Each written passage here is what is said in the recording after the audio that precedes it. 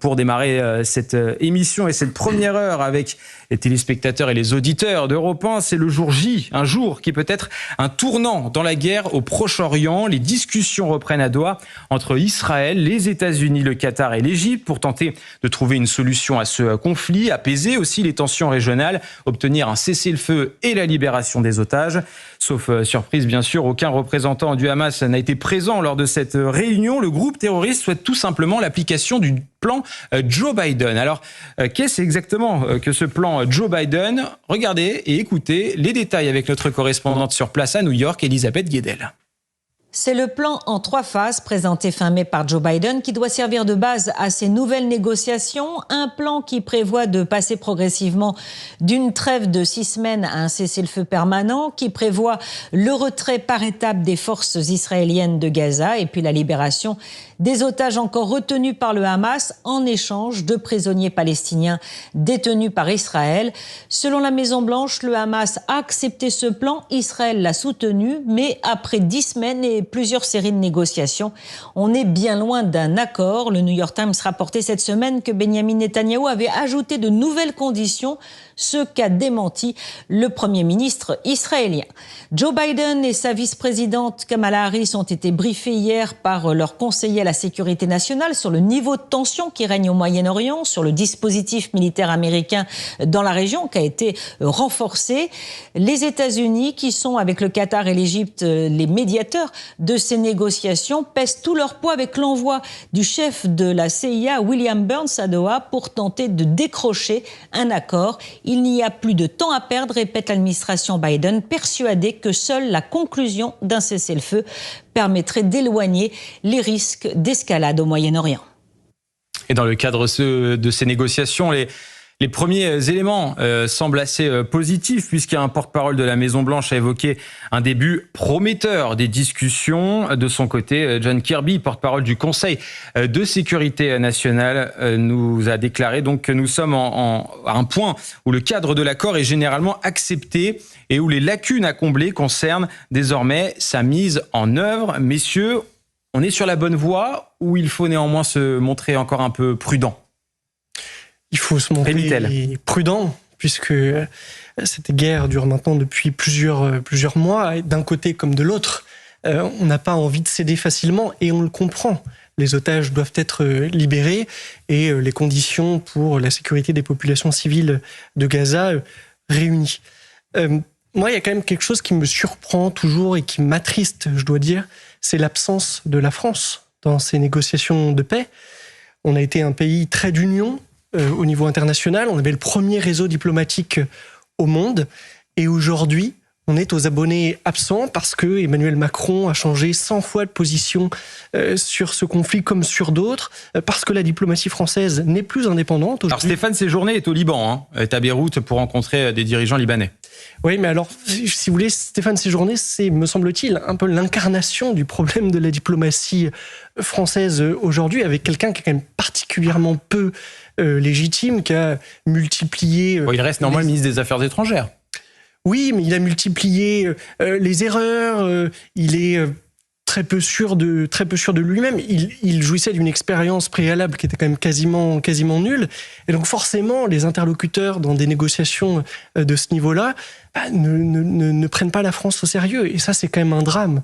Au pays de Tocqueville, au pays de tous ces grands ambassadeurs de la France, moi, ça me désespère un peu, je dois dire. Un accord de trêve qui peut aboutir, Elliot Maman ? Non, oui, simplement préciser que la France n'a pas véritablement de place en tant qu'interlocutrice, hélas, puisqu'elle est tout de même contestée par l'intégralité des parties prenantes de l'axe chiite, qui l'estime comme étant l'un des pays les plus islamophobes au monde. Il faut aussi se rendre compte de la prégnance de ce qu'il se passe au Proche-Orient par rapport aux attaques dont nous sommes directement victimes en France. Naturellement, ces pays-là n'estiment pas que les États-Unis sont un pays avec lequel ils sont en sympathie morale beaucoup plus prononcée que la France. Simplement, ils reconnaissent qu'ils ont une supériorité matérielle qui d'ailleurs a une traduction assez directe dans la région. Donc c'est peut-être aussi pour cette raison, avant de blâmer excessivement l'exécutif français, même si je comprends naturellement vos regrets. Est-ce que cet accord de trêve de paix pourrait avoir lieu ? C'est une possibilité, étant entendu qu'au Proche-Orient, un accord de paix définitif a une durée d'expiration d'environ 1 an, puisque quoi qu'il arrive, la folie meurtrière des parties constituantes de ce fameux axe chiite se réveille. Il s'agit toujours de contester la légitimité de l'existence de l'État israélien, de l'ennemi sioniste comme il l'appelle.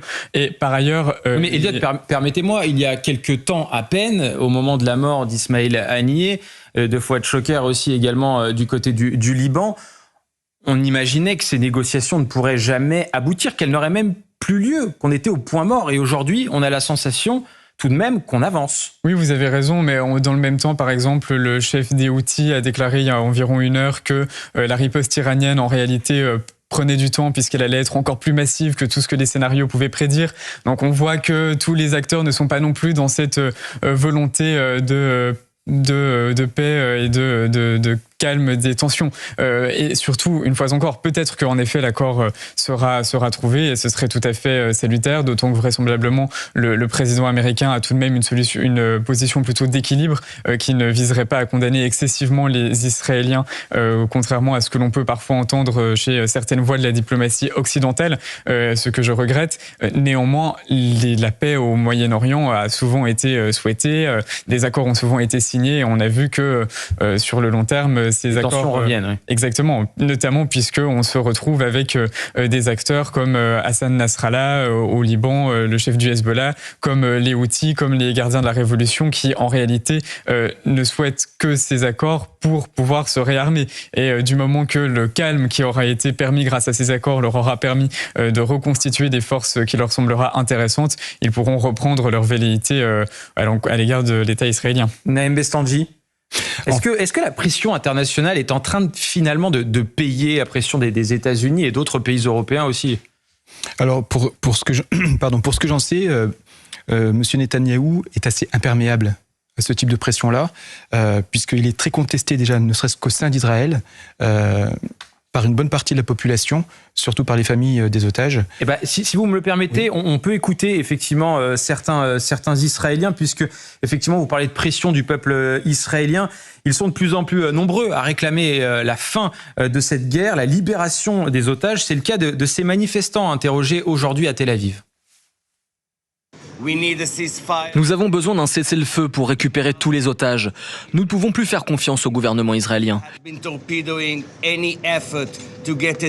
Ça fait 10 mois qu'il torpille tous les efforts déployés pour parvenir à un accord. Nous savons qu'il y a un sommet aujourd'hui. Nous n'avons que très peu d'espoir quant au sérieux de la délégation israélienne pour signer l'accord. Nous appelons les nations du monde à nous aider à remédier à cette situation, à faire pression sur les deux parties et en particulier sur le gouvernement israélien qui ne fait que traîner les pieds et éviter de signer un accord sur les otages.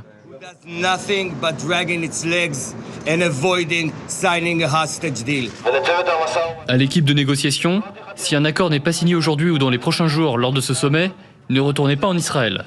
Vous n'avez aucune raison de retourner en Israël sans accord. Il vaut mieux que vous restiez là-bas, que vous disiez que Netanyahou fait échouer l'accord, que vous n'avez pas de mandat, que vous n'avez aucune raison de retourner en Israël les mains vides. Quand on écoute ces proches d'otages, on a la sensation aujourd'hui qu'il n'y a pas de retour en arrière. Le gouvernement israélien doit trouver une solution, doit signer un accord de paix. C'est en tout cas le souhait de ces proches d'otages. C'est aussi le souhait de plus en plus d'Israéliens, Naïm. C'est le souhait de plus en plus d'Israéliens et notamment des familles d'otages. Mais le gouvernement israélien, lui, son objectif, c'est d'éradiquer le Hamas. Voilà, les familles des otages, pour eux, d'après ce qu'on peut constater, c'est secondaire. Moi, je considère qu'ils n'éradiqueront jamais le Hamas, parce que s'ils arrivent à éliminer les gens, c'est pas comme ça qu'ils élimineront l'idéologie. C'est même plutôt, ils vont attiser les braises et même là, ils sont en train de fabriquer de futurs terroristes pour Israël, c'est certain. Mais au-delà de ça, Netanyahou est donc assez imperméable aux pressions. Aux États-Unis aussi, il y a une montée en puissance des pro-palestiniens au sein du Parti démocrate. Donc ça peut jouer aussi à terme sur les négociations. Et puis il faut savoir aussi que moi j'étais en Israël il y a un peu plus d'1 an, bientôt 2 ans. J'ai été surpris de constater que les Israéliens, en tout cas ceux avec qui j'ai discuté, sont obsédés par leur sécurité légitime. Ils sont obsédés par ça. Ils ne cherchent pas trop à savoir ce qui se passe en Cisjordanie et à Gaza. Tout ce qu'ils veulent, c'est que ce soit calme. Voilà. Donc ils n'avaient pas conscience, la population n'avait pas forcément conscience de ce qui pouvait se passer. Par contre, ils se sentent cernés. Ils se sentent cernés par le Liban, par l'Iran, par le Hamas à Gaza, ils savent qu'ils doivent gérer plusieurs fronts. Et ça pèse aussi sur les négociations. C'est pas seulement Hamas, Liban, Iran, c'est tout cet ensemble-là qui pèse sur la population. Et Benyamin Netanyahou, lui, il est un peu aussi pris en étau avec la partie radicale de l'extrême droite de son gouvernement qui, elle, ne veut absolument rien savoir. Il y a un autre fait majeur aujourd'hui, au-delà de ces négociations, c'est qu'après 17 ans d'absence, Mahmoud Abbas veut se rendre à Gaza. Écoutez sa prise de parole, c'était il y a quelques heures devant le Parlement turc à Ankara. J'annonce devant vous, devant le monde entier et devant notre peuple palestinien, puisque nous n'avons pas d'autre solution, que j'ai décidé de me rendre à Gaza avec d'autres dirigeants frères palestiniens.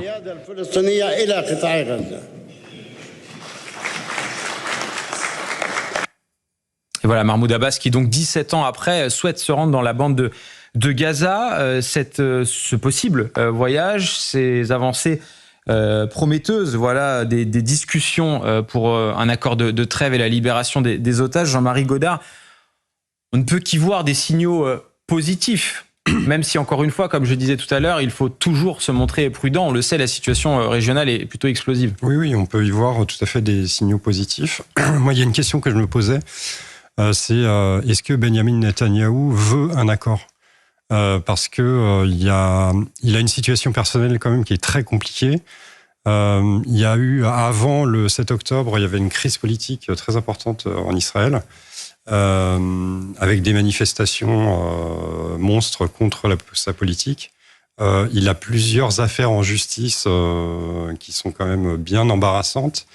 Et tout ça est en stand-by tant que le conflit dure. Donc, oui, sa responsabilité dans les attaques du 7 octobre aussi. Il y a une vraie question, oui, ça aussi. Il va y avoir une commission d'enquête. Bien sûr.